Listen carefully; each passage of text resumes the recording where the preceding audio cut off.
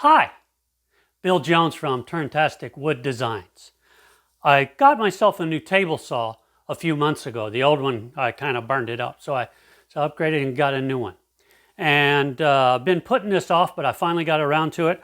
One of the most useful accessories you can have for a table saw is a cross cut sled. Now, table saws are great at ripping. You go right up against the fence and that works great. But when you're cross cutting, you don't want to use the fence. It will cause the wood to bind and you'll get kickback real bad. One of the things you can do is use a miter gauge that usually comes with the saw. And on this one, I extended the miter gauge with just a small board.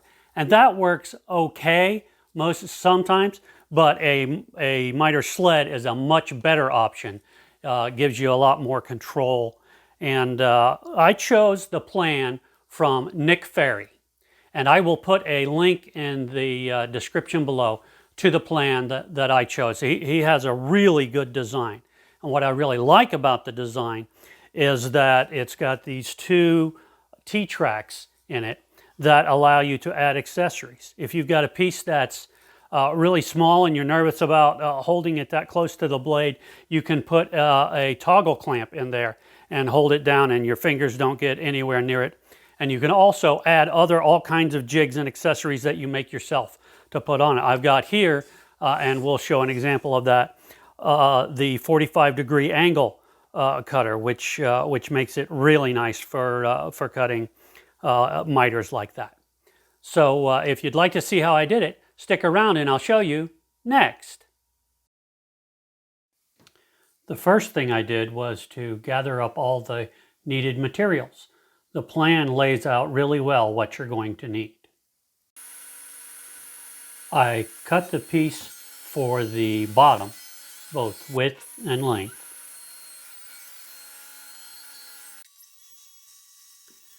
Then I cut the pieces that I'll need for the fences. The front and back fences for the sled are double thickness, so I went ahead and glued those up. I made some runners to go in the miter slots out of hardwood. In Nick Ferry's plan, he bought some aluminum runners, but hardwood works just great. I lifted them up on washers that I showed a moment ago, then laid the base down on top of those after putting a little glue on.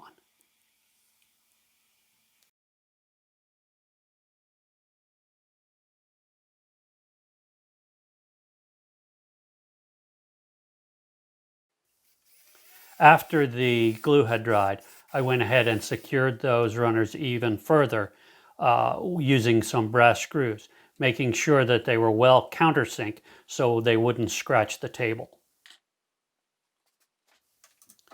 I set the sled down on the table saw and lifted the blade up through it at both front and back to establish exactly where the kerf was going to be.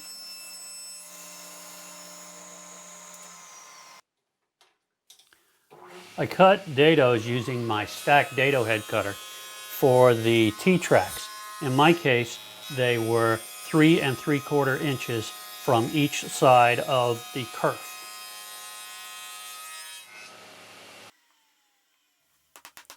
The T-tracks were a nice tight fit.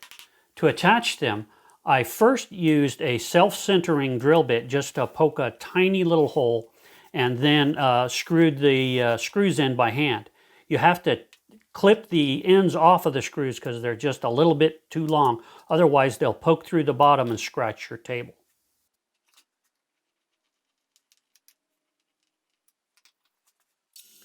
After the glue had dried on the fences, I cut some shape to the back fence. This is purely aesthetic. You could leave it as a rectangle and it would work perfectly fine. But I just put a little shape to it because I wanted it to look that way. I cut slots in the back fence, which are necessary to allow the bolts to slide in when you're using the T-tracks.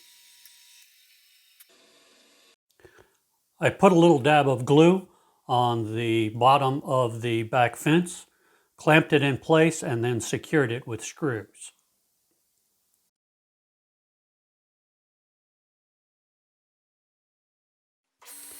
The front fence gets a 3/4 inch by 3/4 inch chunk cut out of one edge to allow for the top track where the stop rides. I attached the top track to the front fence using panhead screws. The front fence gets a chunk cut out of one side at 45 degrees. This allows for the 45-degree attachment to work properly. Next, you attach the front fence using one screw very near the edge to act as a pivot point.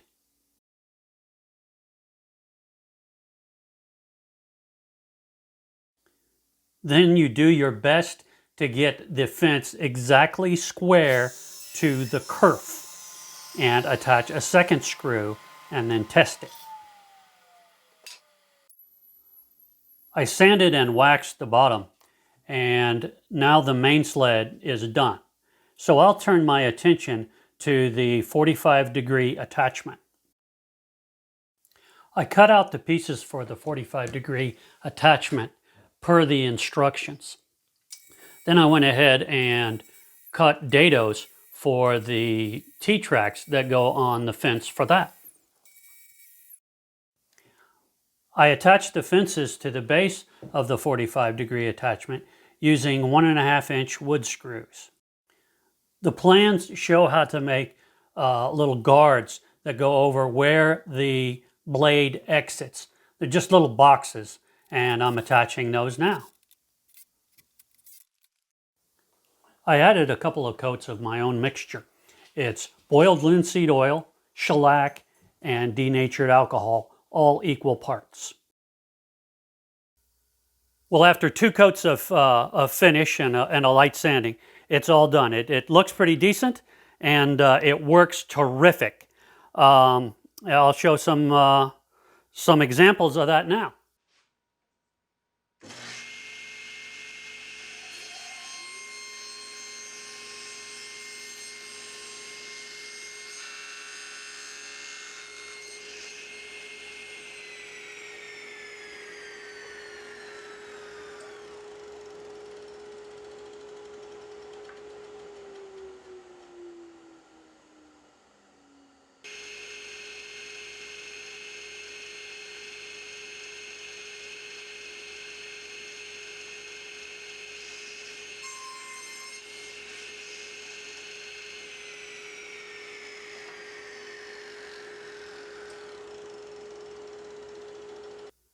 If you liked this video and found it useful, please like and share with your friends. Also, please subscribe to my YouTube channel. It really helps me out. If you have any questions or comments, please feel free to leave them in the area below. I'd love to hear from you. And as always, thanks for watching.